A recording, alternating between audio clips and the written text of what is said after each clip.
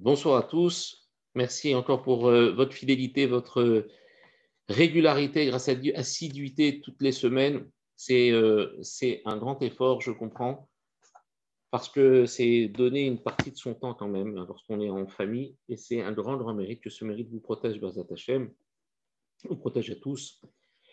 Ce soir, on va parler de Purim encore. Et on n'a pas choisi, on va dire, des sujets les plus courants, les plus classiques de Purim, mais on va, avec l'aide de Dieu, ramener des enseignements qui sont surprenants.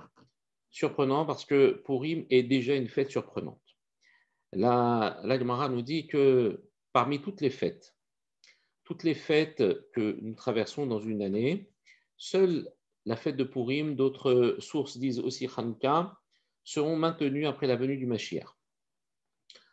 Toutes les fêtes, Rosh Hashanah, Kippour, Sukkot, Pessah, tout ça, ça va disparaître. Seul Purim et Hanouka. Mais c'est surprenant. C'est surprenant parce que Purim, c'est une fête qui nous semble, on va dire, un petit peu un rappel de l'histoire. On veut bien, comment dire, lui donner une connotation très, très élevée, mais c'est difficile. On a du mal à comprendre que Purim soit aussi important que ça. Les Rami nous disent que Purim, c'est très, très, très, très, très important. C'est la centralité. C'est là où tout se passe en vérité le jour de Purim. Pourquoi? Parce que les Chachamim nous disent que le jour de Purim, il y a une acceptation de la Torah qui est venue valider l'acceptation de la Torah qui a eu lieu quelques milliers d'années auparavant lorsque les Bnei Israël sont sortis d'Égypte. Vous savez que toute l'histoire du peuple juif tourne autour de quoi? De la Torah. Nous avons été en Égypte pour apprendre à servir, pour apprendre à se soumettre, puis ensuite Dieu nous a pris sous sa coupe et nous avons troqué entre guillemets de maître. On est passé de Paro à Kadosh Baruch Hu, heureusement Baruch Hashem, et Dieu nous a donné la Torah. Et si la Torah n'avait pas été donnée, nous disait Chachamim, le monde serait revenu au chaos. C'est-à-dire, le monde n'existe que par le biais de la Torah. Et Purim, par définition, c'est aussi ce que l'on appelle le Matan Torah, le don de la Torah. Mais ici, il ne s'agit pas d'un don de la Torah, mais d'une acceptation de la Torah. Car au début, lorsque les Bnei Israël ont reçu la Torah au Har Sinaï, ils n'ont pas reçu la Torah parce qu'ils l'ont acceptée, ils étaient forcés. En fait, ils ont dit Naaseh Venishma, ils ont dit on va faire et ensuite on va comprendre. Mais devant cette présence divine incroyable, qui était tellement manifeste que les Neshamot, que les Neshamot ont quitté les corps et que les Bnei Israël n'avaient pas d'autre alternative que de dire oui à la proposition d'Akadosh Baruch. Mais Purim, c'est différent. Purim, c'est une période où Akadosh Baruch ne se révèle que par le biais on va dire de faits divers, des événements qui s'enchaînent les uns après les autres, nous laissent penser que tout ça est géré par la nature et géré par le concours de circonstances, mais en vérité, tout est géré par Akadosh Baruch lui-même. Et on voit bien à travers la fête de Purim que le dévoilement divin se fait vraiment de manière cachée. Car dans la Megillah d'Esther, il n'apparaît même pas le nom divin, comme on a déjà expliqué plusieurs fois, parce que justement, Kadosh Baruch Hu voulait donner au Ham Israël cette fois-ci la possibilité de choisir et de recevoir en fait, d'accepter, mais cette fois-ci avec un ratson, avec une volonté, avec une joie, avec une détermination, la Torah. Et donc Purim vient entériner une acceptation de la Torah qui était un petit peu en stand-by. Pourquoi? Parce que quelque part, cette acceptation de la Torah n'était pas une vraie volonté du Ham Israël, mais n'était que la conséquence d'une manifestation divine tellement grande que finalement, ils étaient forcés d'accepter. Donc en fait, Purim, c'est quand même la centralité de toute l'histoire, non seulement du Ham Israël, puisque c'est l'acceptation de la Torah, mais aussi de toute l'existence du monde entier. Donc Purim, ce n'est pas une fête ordinaire. Purim, ce n'est pas juste une fête où on se fait plaisir, où on se déguise, et on va envoyer des cadeaux les uns aux autres, on donne la tzedaka et on fait un bon repas en famille. C'est beaucoup, beaucoup, beaucoup, beaucoup plus profond que ça. Et c'est pour cela qu'avec l'aide de Dieu, on va essayer aujourd'hui de toucher à des aspects de Purim, comme le titre l'indique du cours, ce qu'on ne savait pas de Purim, des aspects de Purim qui sont en général pas trop dévoilés, parce qu'il il relève en fait d'une, on va dire, d'une connaissance qui est particulière. Ce n'est pas ma connaissance, mais la connaissance des Chachamim qu'ils ont de Purim et qui nous révèlent à travers des Séfarim, notamment le Chida Kadosh, le Bnei Issachar, tous ces Chachamim qui, qui ont creusé pour nous la Torah et qui nous ont fait découvrir des choses absolument extraordinaires. Alors ce soir, avec l'aide de Dieu, on va voir que Purim va mettre en connexion trois femmes. Trois femmes qui sont essentielles dans l'histoire. Puisque je vous rappelle quand même que Purim, c'est la femme, c'est la reine Esther qui va être la centralité, qui va être l'héroïne et qui va en fait permettre d'inverser la vapeur et de faire en sorte que Akadosh Baruch Hu, justement, sauve le Ham Israël alors que juste avant, le Ham Israël avait été frappé d'un décret qui visait à les détruire parce qu'ils avaient profité de la Séouda de Achashverosh. Et ça avait, on va dire, plaidé en leur défaveur dans les cieux. Et grâce à la reine Esther, eh bien, tout ça a été renversé. Et le jour où ils devaient être exterminés, eh bien, c'est le jour lui-même qui a été le jour de leur délivrance.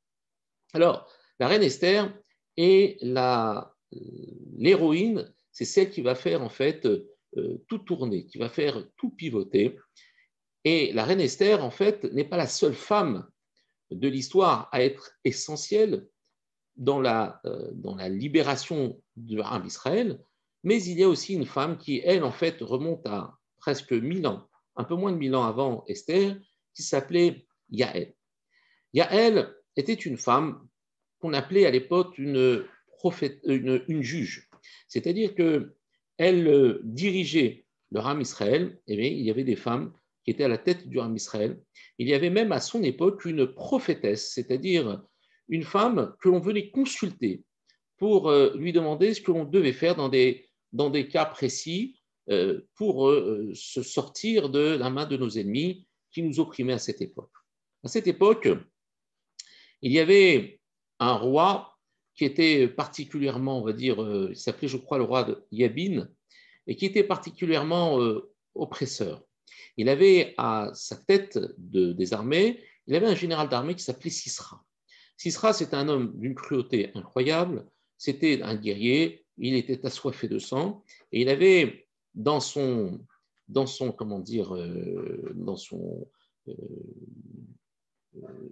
armée, c'est-à-dire tout ce qu'il possédait comme char, il avait 900 chars de métal. C'était quelque chose de redoutable à l'époque, puisqu'ils étaient indestructibles.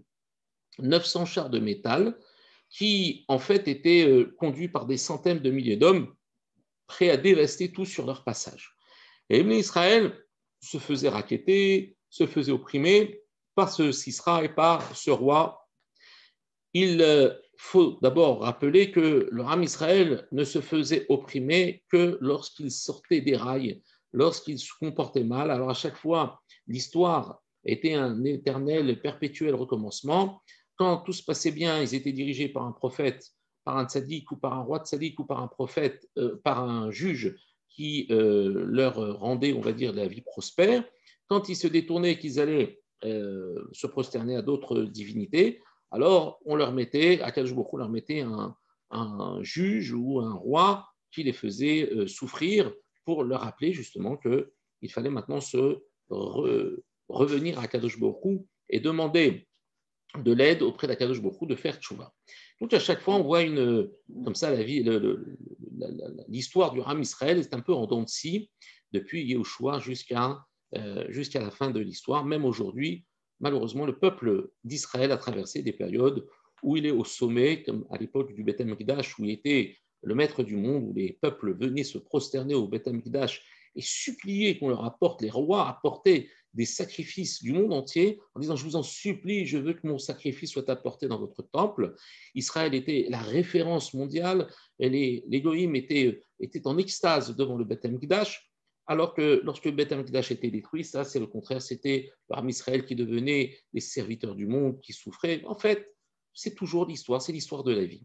Tantôt Israël est au sommet, tantôt Israël est dans les abysses. Mais ce n'est pas sur ça qu'on va s'attarder ce soir, mais sur cette fameuse Yaël. Yaël, qui était une tzadékette, une femme remarquable, et qui a en fait, on va dire, marqué l'histoire par un événement, justement avec le général d'armée Sisra, ce cruel homme qui voulait à tout prix opprimer Israël. Et donc, à cette époque, les Bnei Israël, pendant 20 ans, se sont fait complètement euh, martyriser. Ils sont partis voir Déborah, qui était une prophétesse, qui prophétisait sous un palmier. Et on allait la voir là-bas pour lui demander conseil. Et Déborah a dit, bon, il est temps maintenant de sauver le peuple d'Israël de la main de ses oppresseurs. Elle a demandé qu'on lui amène Ehud. Ehud était un chef d'armée. Et il lui dit, voilà, je voudrais que tu ailles chercher, attendez, je vois avec vous, vous allez voir, attendez, on va partager avec nous l'écran parce que je n'aime pas dire les choses dans le vide, j'aime bien avoir le support sous les yeux. Voilà. Donc, ici, on a donc l'histoire. Donc, elle a fait appeler donc Barak et non pas Ehud. Elle a demandé qu'on lui amène Barak, qui était le fils d'Avinoam, de Kedesh, de la région de Kedesh, Naphtali. Et elle lui a dit à ce Barak, qui était aussi un chef d'armée, mais du Ham Israël, elle lui dit, écoute, va chercher avec toi 10 000 hommes et va mener la guerre contre cet ennemi qui fait du mal au Ham Israël, et va prendre ces hommes de la tribu de Naphtali, la tribu de Zévouloun. Et tu iras comme ça, et tu iras les vaincre. Ça, c'est la parole d'Akadosh Baruch Hu. Ne t'inquiète pas, tout va bien se passer. Alors à ce moment-là, qu'est-ce qu'il a répondu Barak, Ben Abidoram? Il a dit, non, non, moi je suis désolé, je ne veux pas aller sans toi. Je veux que tu viennes avec toi. Il dit, mais pourquoi tu veux que je vienne avec moi? Il dit, parce que je fais tout ce que tu me diras, mais j'ai besoin que tu m'accompagnes. Il lui dit, de toute façon, sache une chose, je viendrai avec toi, mais on dira que la victoire a été par le biais d'une femme et non pas par ta grandeur, par ton mérite, par ta bravoure. Il dit, c'est pas grave. Et donc, voilà que Déborah va aller aux côtés de Barak ben Avinoam pour aller combattre le fameux Sisra qui était un homme cruel. Il commence à faire la guerre. Au final, Akadosh Baruch Hu affaiblit les troupes de Sisra. 900 chars ou 10 000 chars, ça ne change rien pour Akadosh Baruch Hu. Voilà que Sisra s'enfuit. Il voit que ça y est, c'est fini, ça débâcle, c'est la défaite. Et il se sauve. Et il va en fait se sauver dans les montagnes, dans une région montagneuse. Et là, il va tomber, on va dire, sur la route de la tente de Yaël, la femme kénite. Et Yaël va sortir à sa rencontre et va lui dire à Sisra, lui dit, viens ici, rentre dans ma tente, viens te protéger dans ma tente, et comme ça, ils ne pourront pas te trouver là, chez moi. Donc, Sisra rentre dans la tente, et la Gemara nous dit, ce que le texte ne nous dit pas de manière claire, mais uniquement de manière allusive, qu'en vérité, Yaël s'est donné littéralement à Sisra pour justement, en fait, quelque part, l'amadouer et pour lui permettre justement de l'affaiblir et de pouvoir ensuite le tuer pour sauver leur âme Israël d'une quelconque représailles. Et donc, qu'est-ce qu'elle fait, Yaël? Elle se donne à lui. Et voilà qu'il va abuser d'elle 7 fois de suite parce que, en fait, Sisra était, attiré par Yaël, qui s'est donné à lui, qui a en fait sacrifié, pour ainsi dire, son corps pour sauver leur âme Israël. Et Yaël va se sacrifier au moment où, justement, après s'être donné, eh bien, il va être assoiffé, il va lui dire, j'ai soif, donne-moi de quoi boire. Qu'est-ce qu'elle va lui tendre? Elle va lui tendre une outre de lait. Du lait, c'était pas du lait qu'on connaît aujourd'hui, qui ressemble à de l'eau blanchie, c'était du vrai lait très très épais, très nourrissant. Il va boire ce lait, il va tellement en boire qu'il va s'assoupir. Et à ce moment-là, elle va profiter de l'occasion, elle va prendre le pieu de la tente et elle va lui enfoncer le pieu dans la tempe et elle va le tuer à la macope. Donc, elle va tuer Sisra et va libérer le Ham Israël de son oppression. Lorsque Barak Ben Avinoam revient vers la tente de Yaël, elle lui dit, viens, je vais te montrer l'homme que tu cherches, il ne nous nuira plus jamais, je l'ai tué. Voilà l'histoire de Yaël. Vous allez me dire, mais quel rapport y a-t-il avec Esther? Il y a un rapport extrêmement étroit. Pourquoi? Parce qu'en fait, Esther, nous avons vu Esther comme une sorte d'intermédiaire auprès du roi pour sauver leur âme Israël. Mais en fait, c'est beaucoup plus que ça, Esther. Esther, c'est une femme qui s'est sacrifiée au sens propre du terme, puisqu'elle était mariée avec, comme on a dit dans le cours précédent, avec Mordechai, qui était son oncle. Il était son père aussi adoptif, mais il était son oncle, et non pas son père légitime, sinon elle n'aurait pas pu se marier avec lui. Mais malheureusement, avec cette histoire où Ahasuerus a réuni toutes les femmes de l'Empire pour choisir celle qu'il trouverait grâce à ses yeux, Esther est devenue la reine. Ahasuerus, à chaque fois, lorsqu'il allait avec Esther, c'était contre le gré d'Esther. Elle était obligée parce qu'elle était, pour ainsi dire, prise en otage par le roi. Mais lorsqu'il a fallu demander la clémence et la miséricorde du roi pour sauver son peuple Israël, il a fallu qu'elle y aille de son propre gré. Et en allant de son propre gré, elle deviendra interdite à Mordechai. Car une femme qui s'est donnée de manière volontaire, qui n'a pas été forcée ni violée, eh bien, et qui a été mariée, devient interdite à tout jamais à son mari. Et donc, Esther va dire à Mordechai, maintenant, je vais aller de mon plein gré, voir qui, voir Ahasuerus, et je vais, pour ainsi dire, me donner à lui pour pouvoir l'amadouer et obtenir de lui cette miséricorde et l'annulation de ce décret funeste pour sauver mon âme Israël. Vechen avadeti, avadeti, je serai perdu, dit les Mefarshim, aussi bien de toi, mais avadeti, moi aussi je serai perdu. C'est-à-dire que je vais me donner, pour ainsi dire, et je vais descendre de cette madriga. Je rappelle que Esther était d'un niveau spirituel incroyable. Et voilà qu'elle va se donner en sacrifice. Alors, je vous lis ce que nous dit le Chida Kadosh. Le Chida Kadosh, dans son sefer, qui s'appelle Des vaches les filles, qui est rapporté par le Bnei Issachar. Et lui-même, dans son sefer, le Chida rapporte le Ma'archut, qui est de dire Rabbi Haïm Vital, l'élève du Harizal Kadosh. Ça fait beaucoup de sources. Hein. Je vous interrogerai la semaine prochaine, Bazat Hashem, pour savoir si vous avez tout reconnu. Alors, ici, qu'est-ce que nous dit le Devash les filles? Il dit Esther Aïta Gilgul Yael. En fait, Esther était la réincarnation de Yael. Vous savez que l'histoire, c'est un éternel recommencement. Et les Neshamot qui vont de corps en corps et qui vont accomplir au fur et à mesure de leur réincarnation et terminer le projet pour lequel elles sont venues sur Terre. Et donc, Esther nous dit, le Chida Kadosh était le Gilgul de qui? De Yael. Mais Aman Gilgul Sisra. Et Aman était le Gilgul de Sisra. Donc, vous voyez, en fait, nous sommes dans un recommencement de l'histoire. Et comment le Harizal et comment les Mefarshim nous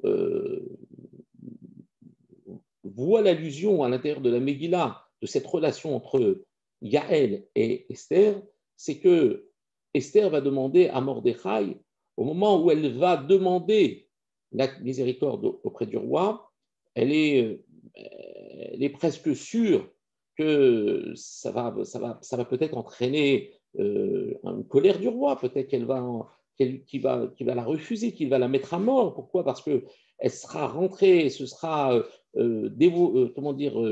avancée vers le roi sans que le roi ne l'appelle, sans qu'elle fasse l'objet d'un désir du roi lui-même. Vous imaginez, le roi perdrait, pour ainsi dire, toute cette dignité si jamais ce n'était pas lui qui était le précurseur, qui était le demandeur dans cette histoire. Et donc, elle dit à Mordechai, écoute, dis à tout le monde de se réunir, Vetsumo alai. Pourquoi se réunir? Parce que c'était un peuple qui était dispersé, et c'est cette dispersion qui était à l'origine, malheureusement, de ce décret dans les cieux, en disant, voilà, regarde, ton peuple d'Israël n'est plus le peuple uni qu'ils étaient au moment de Matan Torah, Am Echad Belev Echad.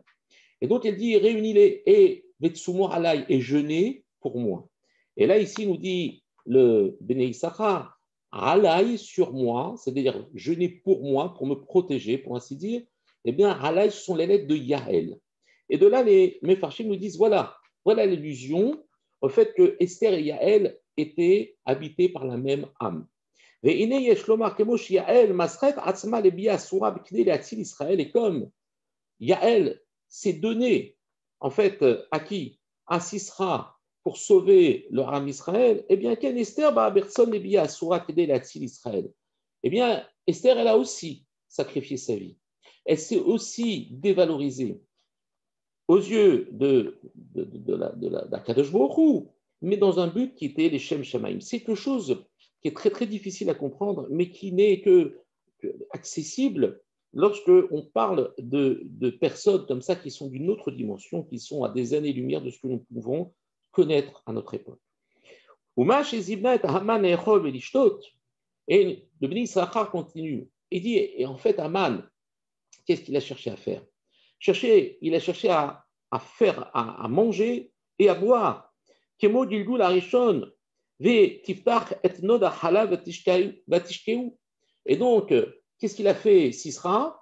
Eh bien, lui aussi, il était amené à vouloir boire. C'est pour cela que le texte nous dit que Sisra, en fait, est tombé dans le même piège que Haman. Haman était tourné autour de la nourriture, du faste, du luxe, de la débauche, mais voilà que Sisra, lui aussi, a cherché à boire, et c'est le fait qu'il ait bu de ce lait que lui a proposé Yaël, ça l'a perdu puisque ça l'a endormi. Et c'est ça qui a été à l'origine de sa chute. Ken, Bekan, Zimnet, Aman, Ilgus, Isra, Lishtot, Daika. Et c'est pour ça qu'en fait, Aman était on va dire que Sisra était le Gilgul d'Aman pour justement qu'il soit tenté de boire, comme était Aman. Ou basé, et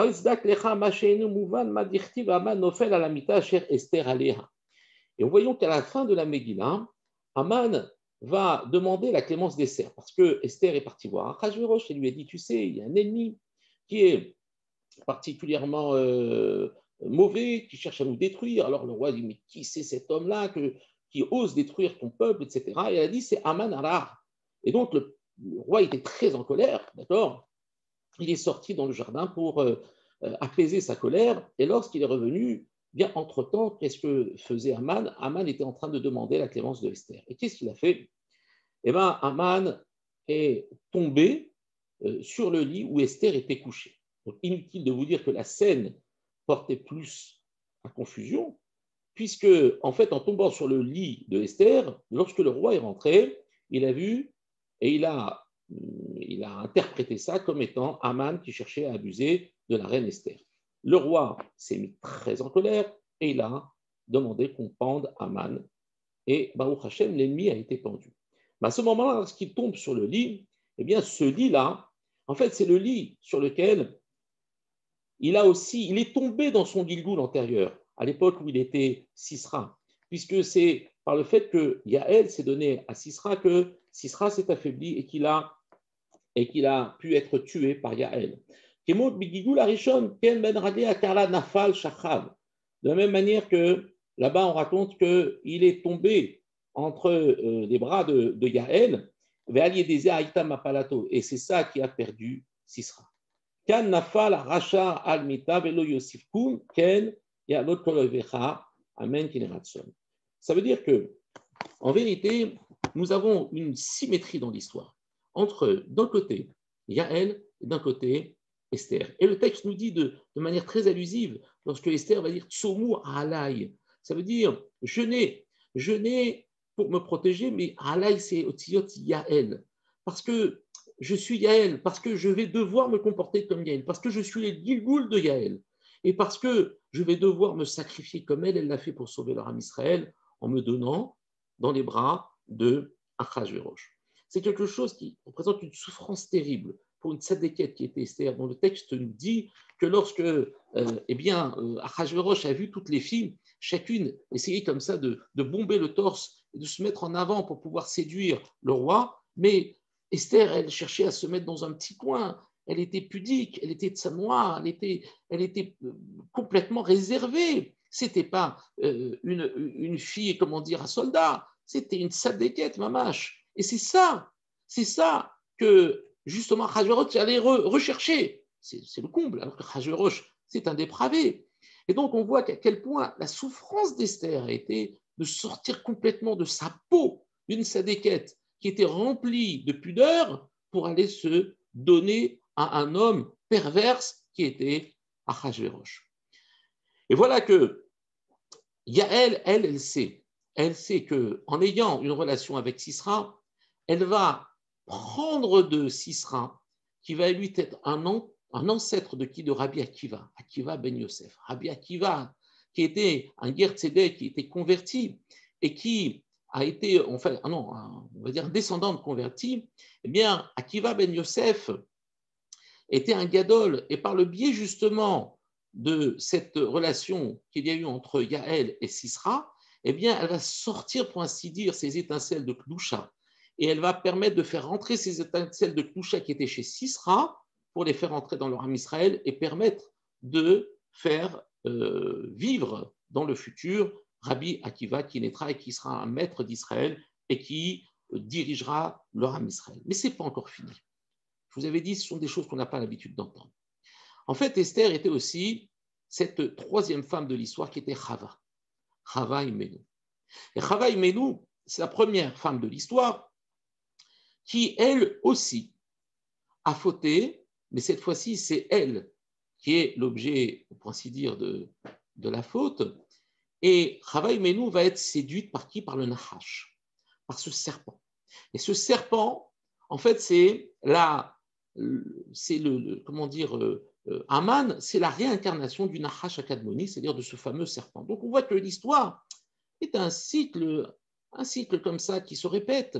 Ce sont des périodes, mais chaque instant de l'histoire va apporter quelque chose de plus pour permettre justement d'apporter une progression à l'histoire et de la rapprocher le plus rapidement possible de son but, la venue du Mashiach. Et donc on voit que dans ce Midrash Eliyahu, qui rapporte toujours au nom de Rabbi Haïm Vital, le maître, l'élève du Rizal, Esther Aïta Gilgul Chava. Alors, vous allez me dire, mais elle était le Gilgul de Yael ou elle était le Gilgul de Chava? Mais ça, ce n'est pas gênant. Parce qu'en fait, nous sommes tous en possession de différentes Neshamot. Par exemple, nous avons tous une partie de la Neshama de notre père et de notre mère, qui eux-mêmes aussi ont une partie de la Neshama de leurs parents, etc., etc. Donc en fait, nous avons tous en nous des nitzutzot, des étincelles de tous nos ancêtres. Et il y a des étincelles qui sont plus ou moins, on va dire, importantes, qui vont représenter ce qu'on appelle l'élément moteur de la vie d'un homme. C'est pour ça que Esther va, on va dire, articuler sa vie et toute son histoire à travers le projet qu'elle se doit d'accomplir, puisqu'elle est la réincarnation à la fois de Esther, de Yael, de Chava, etc., etc. Donc, il n'y a pas d'étonnement, ce n'est pas contradictoire qu'elle puisse être la réincarnation de deux femmes. Mais Esther a été Gilgul Chava. Et donc, il dit que dans le Harizal, Aman aya beprinat nachash. Et que Aman, c'était la prinat nachash, c'est-à-dire qu'il était la réincarnation du serpent. Et qu'est-ce qu'il a fait? Ce serpent, il a cherché à faire fauter Chava en lui faisant manger de ce fruit défendu. Mais qu'est-ce qu'il a fait Aman? Le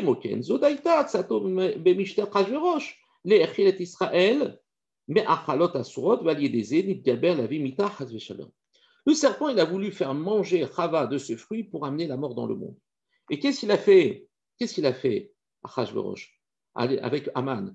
Mais ils ont fait ce fameux michté pour inciter les Israël à le manger et en attirer la foudre, le jugement, la rigueur divine sur leur âme Israël pour les exterminer. Donc on voit ici une similitude avec la première histoire de l'histoire du monde.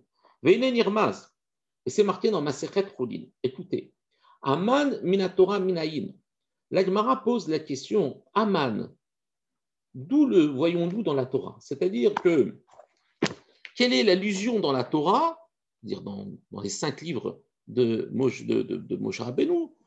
Où est l'allusion de Haman? Parce que tout est dans la Torah. Toute l'histoire de la vie est dans la Torah. Et donc, on doit pouvoir retrouver la source de l'histoire de la vie de Purim. Alors, qu'est-ce que nous dit le texte? Il nous dit la chose suivante. Alors, il dit, voilà, on avance. Alors, voilà. Alors, Akadosh Baruch Hu lui dit dans le Passouk 11 du Pérec 3.2 de Bereshit. Akadosh Baruch Hu dit à Adam Arishon, il dit, dis-moi, est-ce que pourquoi tu es nu? Pourquoi tu sais que tu es nu? Qu'est-ce qui a changé depuis tout à l'heure? Nous sommes après la faute, dire quand Adam Arishon a mangé du fruit défendu. Vayomer mi guide lecha. Dieu dit à Akadosh Baruch Hu dit à Adam Arishon, mais qui t'a dit, mi guide lecha, qui est au matin, que tu étais nu? Amin haaretz, est-ce que c'est de l'arbre? Regardez le mot Amin haaretz. Juste, je vous le montre avec un petit voilà. Il dit Amin haaretz, est-ce que c'est de l'arbre Asher siviti chalevilti achol mimenu achalta? Est-ce de l'arbre que je t'ai ordonné de ne pas manger, duquel tu as mangé? Ça veut dire quoi? Amin, en fait, ça veut dire est-ce que. Mais si vous voyez les lettres de Amin, c'est les lettres de Haman. Mais quel rapport? Quel rapport? Voilà, parce que j'ai trouvé un He, un Mem et un Noun. Alors, dans ce coup, j'en fais une allusion à Haman. En fait, nous disent les Chachamim, en fait, le Haman et Amin, ça vient connecter l'histoire de Haman et de la faute du premier arbre, c'est-à-dire de l'arbre de la connaissance du bien et du mal. Et donc, qu'est-ce que va dire la Torah? En fait, que le mot Haman, il est à l'intérieur de l'histoire même de la faute qui a entraîné le Chava à manger de cet arbre de la connaissance du bien et du mal. De la même manière que Haman cherchait à faire manger avec Achashverosh, à faire manger leur âme Israël de cette Séouda pour les détruire, eh bien, dans son origine, dans son Gilgoul originel, dans l'origine même de sa Neshama, le serpent cherchait à faire manger Chava de cet arbre. Hamin haaretz, c'est cet arbre-là que je t'ai ordonné de ne pas manger, duquel tu as mangé. C'est ça qui t'a entraîné, cette connaissance que tu étais nu. Et là, nos textes nous disent, et donc, c'est pour ça que Esther, elle a demandé à Mordechai, elle lui dit, tu sais, Mordechai, dis à tous qu'ils jeûnent pour moi. Vetsumu alay. Qu'est-ce que ça veut dire, Vetsumu alay? Jeûner parce que moi, quand j'étais Chava, j'ai mangé. C'est ça qui a entraîné la mort dans le monde.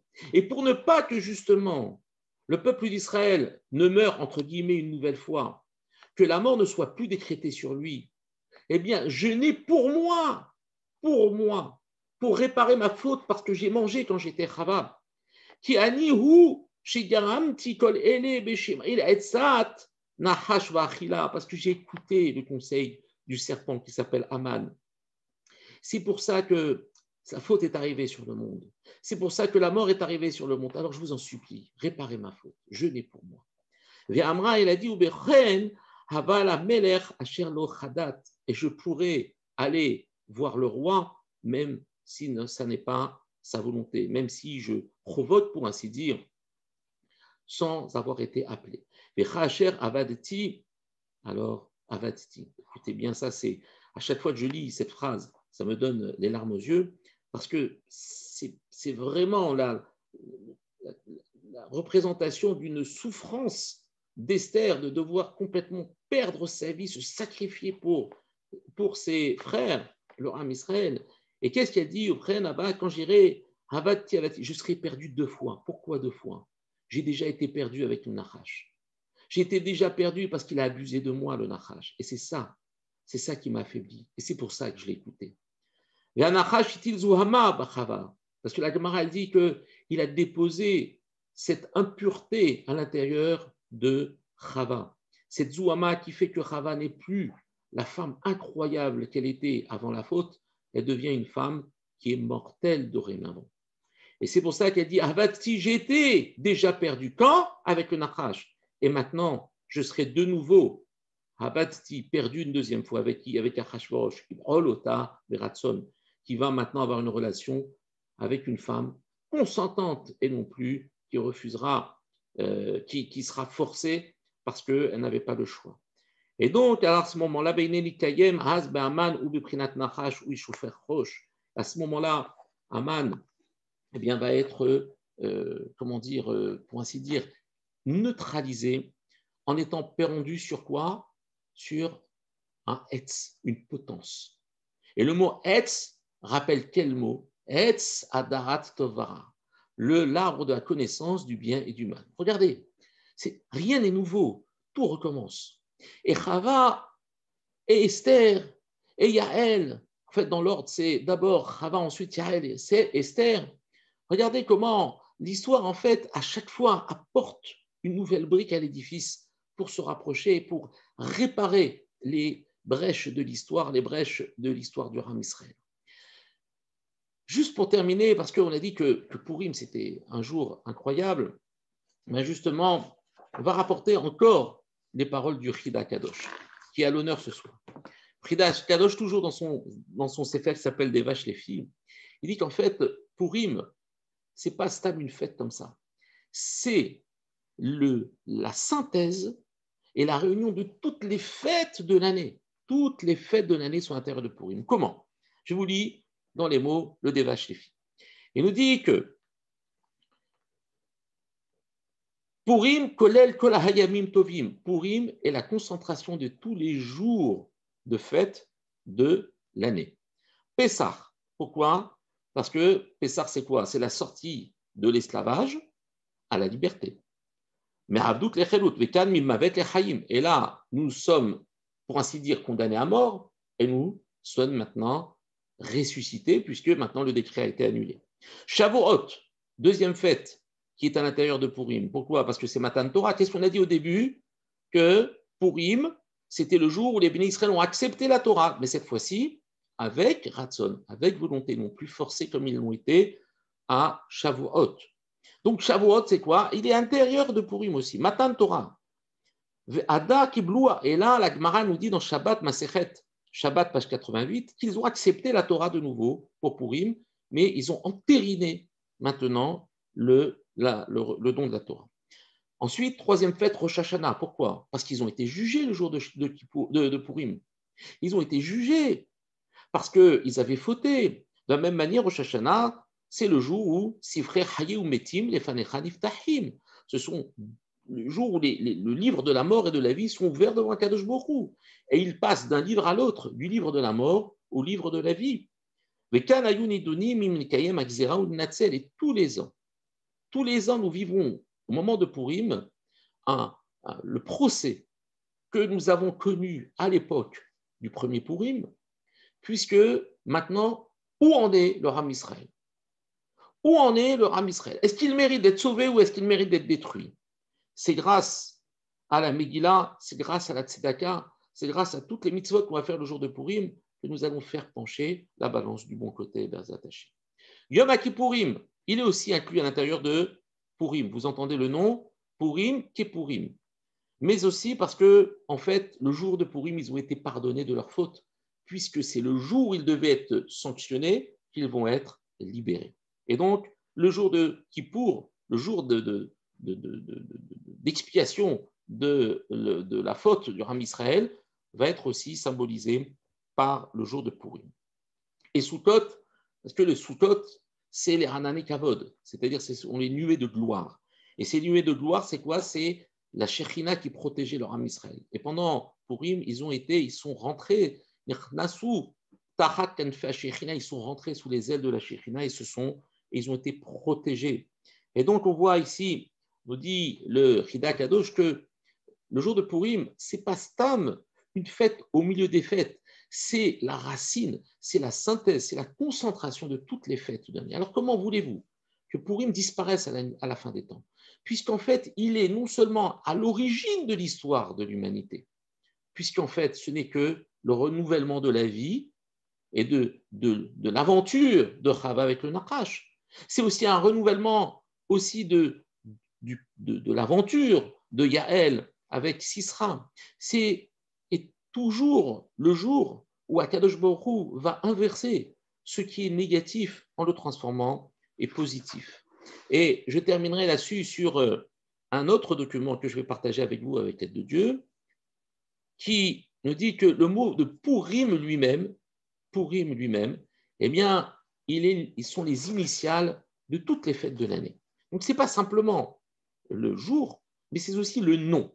Et d'ailleurs, Purim, ça vient en araméen du mot Puria. Puria, c'est un lit. Remarquez que les trois histoires qui vont relier Esther, Yaël et Chava se font autour d'un lit. Pourquoi? Parce que c'est ça qui va être à la fois l'objet de la faute, mais aussi l'endroit où l'ennemi va tomber. Il va tomber entre les mains de Yaël, il va tomber entre les mains d'Esther.